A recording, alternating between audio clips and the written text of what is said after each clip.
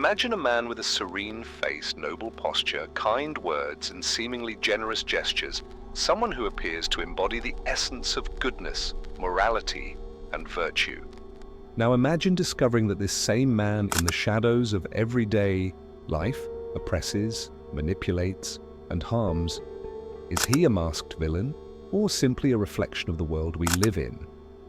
In this video, we're going to explore a disturbing paradox. Evil doesn't always show up as monstrous. Sometimes it wears the clothes of virtue. What if, instead of fighting evil with morality, morality itself was one of evil's most effective tools for spreading? What if the values we admire were used as shields to hide petty intentions, or as silent weapons to control and punish? Today, guided by the thoughts of Arthur Schopenhauer and Friedrich Nietzsche, we'll walk through the maze where good and evil become indistinguishable, where morality sometimes imprisons more than it liberates. Get ready to question everything you think you know about virtue, because maybe, just maybe, true freedom begins when we stop mistaking morality for truth. From childhood, we're taught that suffering purifies, that pain teaches, that giving up our desires is noble. Schopenhauer viewed this connection between suffering and virtue with deep suspicion. For him, there's a stark difference between genuine compassion and the glorification of pain, a celebration rooted in religious, social, even educational traditions held up as a path to elevation. We live in a culture that exalts the martyr. People who erase themselves entirely are labeled altruistic. But what if constant renunciation, chronic self-sacrifice is actually a silent cry for help? Worse, what if this suffering is perpetuated by a system that glorifies it, simply because it makes people easier to control? Schopenhauer believed that compassion, not guilt or penance, should be the foundation of morality. He saw human suffering as something to be eased, not romanticized. Yet we live in a society that seems to do the opposite. It glamorizes pain, praises sacrifice, and views authentic joy with suspicion. It's as if happiness makes people uncomfortable, as if pleasure is almost indecent. And this mindset becomes a trap. Those who suffer are seen as virtuous, while those who dare to be happy or free are labeled selfish. So suffering becomes currency, a kind of moral capital in the age of social media. This logic is amplified. Stories of hardship go viral more than stories of fulfillment. Suffering becomes spectacle, pain becomes identity, and evil once again hides behind moral applause. That's what we need to talk about. Imagine a silent, invisible force that drives us, even when we believe we're acting freely. Arthur Schopenhauer called it the will, a blind, relentless impulse that governs our actions through instinct, not reason. And the most unsettling part, the will disguises itself. It dresses up as virtue, altruism, morality. But at its core, it only seeks to satisfy itself. Think of charity that demands recognition, of moral discourse that serves more to inflate the ego than to change the world, of giving that expects applause. How often do we help, not out of empathy, but for the thrill of dominance, of seeming superior, of being seen as good? According to Schopenhauer, the will doesn't want peace, it wants motion. And when that motion is driven by desires, dressed as virtues, evil becomes invisible. Society doesn't just tolerate this, it rewards it. Politicians gain votes through moral speeches they never intend to fulfill. Corporations build reputations through symbolic gestures. Families are structured around obligations that create guilt, but not affection. All of this is the will in disguise, and often no one notices. A study from the University of Chicago showed that people who act morally in public are more likely to behave unethically when unobserved. This backs up Schopenhauer's insight. What drives us isn't morality itself, but the desire to appear moral, and where there's a desire for appearances, there's room for manipulation. Evil in these cases doesn't need to hide. It parades in the spotlight, applauded, because when the pleasure of domination wears the mask of virtue, no one wants to look too closely. But that's exactly when we should look more carefully. For Nietzsche, morality isn't rooted in truth, it's rooted in resentment. Christian morality, exalting humility, forgiveness, suffering, and submission, didn't emerge from love but from envy. It was the weak's response to the strong, a symbolic revenge by those without political or physical power who created a new hierarchy based on virtues that favored the powerless.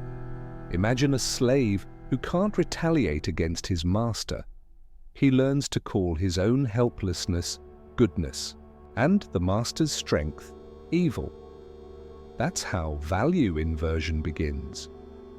Where greatness was once celebrated, it becomes condemned. Where courage was once virtue, it's now pride. Nietzsche's revelation is uncomfortable, but liberating. Many of the values we call good may have originated in bitterness and a rejection of life. This resentment, once moralized, hides revenge and blocks authenticity. People act less from conviction and more from social conformity, as if everyone wears a moral mask, condemning what they secretly crave. And when desire can't be lived, it becomes criticism. Nietzsche saw this herd morality as one of the greatest threats to individual freedom.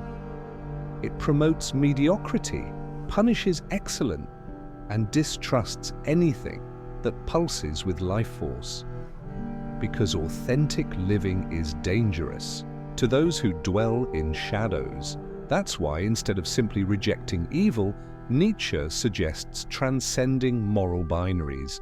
He invites us to courageously examine the roots of our values, to see where fear is masquerading as virtue and where life is being repressed in the name of inherited morals.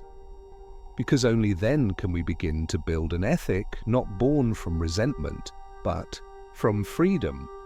If traditional morality is born from resentment, what can take its place?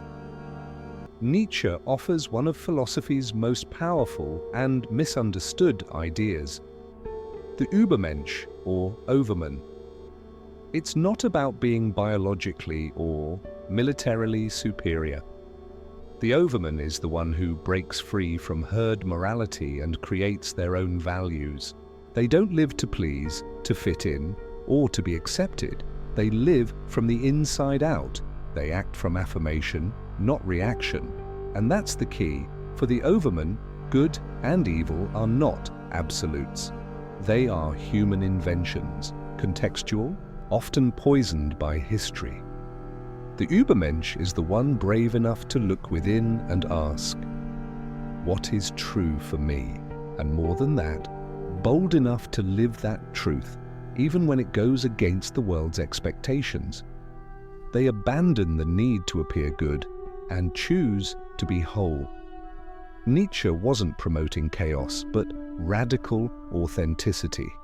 For him, freedom begins when we stop blindly obeying commandments and begin living by principles we've consciously chosen. This is the morality of the Creator, not the herd. A morality born from inner strength, from vital force, not from lack. Maybe that's why the Übermensch still frightens us. Because it demands total responsibility.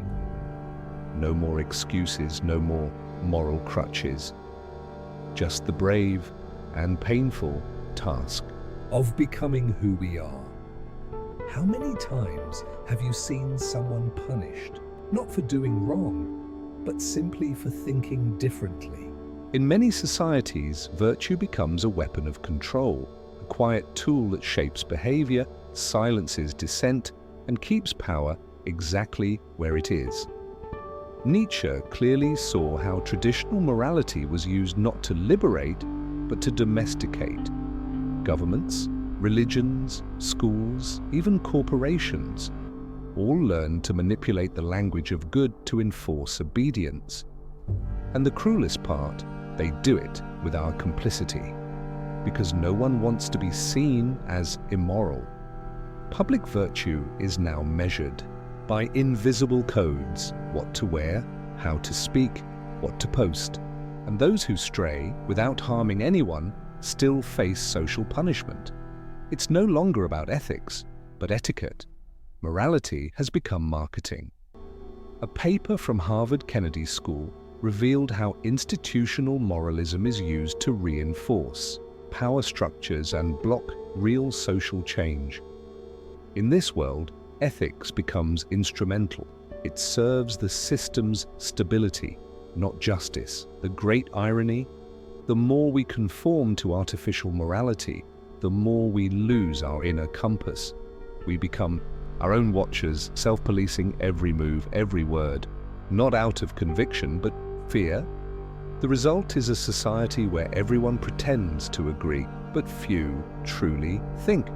Where everyone appears kind, but genuine empathy is rare. Because when virtue becomes a leash, evil no longer needs to act by force. It rules through consensus, and maybe the most urgent question isn't whether we're good, but whether we still have the courage to be free. We live in an era where moral judgment is no longer about conscience. It's become a show.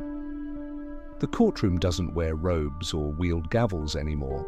It lives on social media, in group chats, in whispered hallway conversations.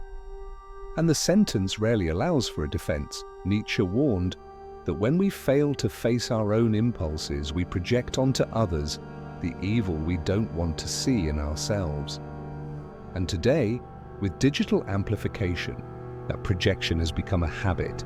Cancellations, boycotts, and virtual lynchings are the new witch trials. Except now, the flames are symbolic, but the pain is real. The paradox is cruel. In the name of justice, we commit injustices. In the name of ethics, we attack without listening. In the name of good, we harm, always assuming evil lives outside of us. But what's really driving this urge to judge? A piece by journalist David Brooks in the New York Times showed that people who express frequent moral outrage online are often less involved in real-world action. It reveals something vital. Public moralism often serves the ego more than justice. The new inquisition is sophisticated. It doesn't need proof or context. One mistake, or worse, one unpopular opinion is enough to trigger punishment. And the more virtuous the inquisitor appears, the crueler they can be, without guilt. The result is a culture of silence, where truth hides and hypocrisy thrives. Because judgment no longer comes from ethics, but from vanity disguised as conscience. And when we punish others to look good, who are we really? Maybe the first step out of this machine is admitting that we all fail, and that forgiveness takes more courage than attack. Evil, after all, never wears a better disguise than when it believes it's doing good. After all the noise, judgment, and masks, one essential question remains. Is there a way out? Schopenhauer and Nietzsche, though on different paths, point to the same destination: inner truth. Not dogmatic truth, but the kind born from silence, reflection, and brutal honesty with oneself. Authenticity, in this context, isn't about doing whatever we want. It's the courage to be who we are, even when that goes against social expectations. To live without pretending to be a saint, without proving virtue. To accept that we're not perfect, and that's precisely what makes us human. Nietzsche called this becoming who you are, a process that demands detachment, clarity, and above all, integrity. Because when we stop living to please, to follow imposed rules, or to wear ready-made moralities, we find something rare. inner freedom. Schopenhauer, meanwhile, saw quiet compassion as the highest form of ethics, a compassion that doesn't need a stage, that doesn't seek credit. That simply arises from the honest recognition of another's pain, without interest, without show, without audience. Together, they invite us to leave behind performative moralism and return to the simplicity of being. It's not about rejecting morality, but purifying it. Cutting the noise, looking into the eyes of our own shadow and saying, "I see you." True virtue doesn't announce itself. It shows up in the everyday, in quiet choices, in the silence that refuses to fake. Because in the end, perhaps the bravest act isn't fighting evil out there, but refusing to perpetuate it in here. What if virtue wasn't an effort, but an acceptance, not a goal, but a state of soul? Here, we merge two ideas that seem far apart, but are deeply connected: Nietzsche's amor fati and Schopenhauer's quiet compassion. Amor fati literally means love of fate. It's the radical idea of embracing life exactly as it is, with all its pain, failures, and contradictions. Not tolerating it, but loving it. Not hoping reality bends to our will, but learning to dance with it. For Nietzsche, this loving acceptance of existence was the ultimate sign of inner strength. Schopenhauer, though deeply critical of life, saw in compassion the only bridge to something greater than the ego. Not shouted compassion turned into a cause, but the kind that lives in silence, that recognizes another's pain without turning it into a flag. Together they tell us real virtue needs no stage, no applause. It lives in the soul. It's the choice not to respond to hate with more hate, to remain whole in the face of injustice without becoming unjust, to look at life, even its harshest side, and say, yes, I accept that. Yes changes everything. It doesn't erase evil from the world, but it makes us immune to its disguise, and that, in the end, is a kind of liberation. In a world where evil has learned to dress up as virtue, where morality is used more to judge than to embrace, maybe the boldest act of rebellion is to live with authenticity, not the loud kind, but the quiet one, the one that comes from respect for yourself and for others. Schopenhauer reminds us of compassion without spectacle. Nietzsche of the strength that lies in saying yes to life. Together they invite us to a more intimate, freer, more real kind of ethics. If this video sparked reflections, challenged your assumptions, or simply made you see things differently, like, share, and subscribe. It helps us keep creating deep, bold, and necessary content. And before you go, check out the video linked here. It continues this conversation and may take you even deeper down the path. See you in the next reflection. Until then, live with clarity,